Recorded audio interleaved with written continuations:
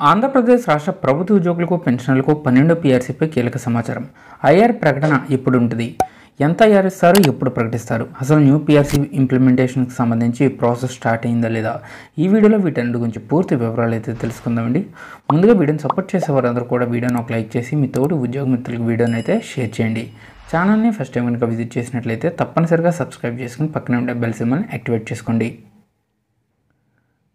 దసరా పండుగను పురస్కరించుకుని 2022 జూలై డిఏని ప్రకటించిన ప్రభుత్వం ఇప్పుడు సంక్రాంతి పండుగ కానుకగా మనకి ఉద్యోగులకి సంబంధించి ఎటువంటి ప్రకటన అయినా చేస్తుందా అనే విషయానికి సంబంధించి మనకి మొత్తం 3 ఆప్షన్స్ అయితే ఉన్నాయండి. ఎందుకంటే 2022 జనవరి జూలై డిఏలకి సంబంధించి డిఏ ఏరియాస్ సుమారుగా 33 నెలల వరకు పెండింగ్లో ఉన్నాయి. ఈ 33 నెలల ఏరియాస్ డిఏ ప్రకటించే అవకాశాలు ఉన్నాయి. అలాగే 2023 జనవరి డిఏను కూడా ప్రకటించే అవకాశాలు ఉన్నాయి.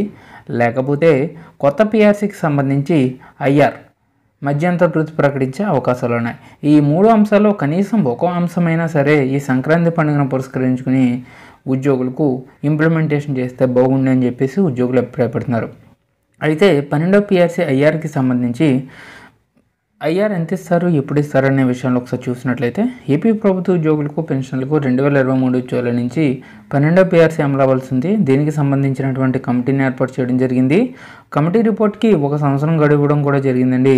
అయితే పీఆర్సీ అమలు చేసే లోపుగా మధ్యంతర వృత్తి ఐఆర్ అనేది ఇవ్వడం జరుగుతూ ఉంటుంది. కాబట్టి కమిటీ గడువు ఇప్పటికే 6 నెలలు పూర్తి కావాల్సి వచ్చింది. రాబోయే 2 నెలల్లో ఎలక్షన్స్ నోటిఫికేషన్ వస్తుంది. కాబట్టి ఈలోగా జనవరిలో ఉద్యోగ పెన్షన్లకు అంటే ఈ నెలలోనే మనకి ఐఆర్ అనేది 15 to 20% లోపు ఇవ్వచ్చు అనే ఊహాగానాలు వినిపిస్తున్నాయి.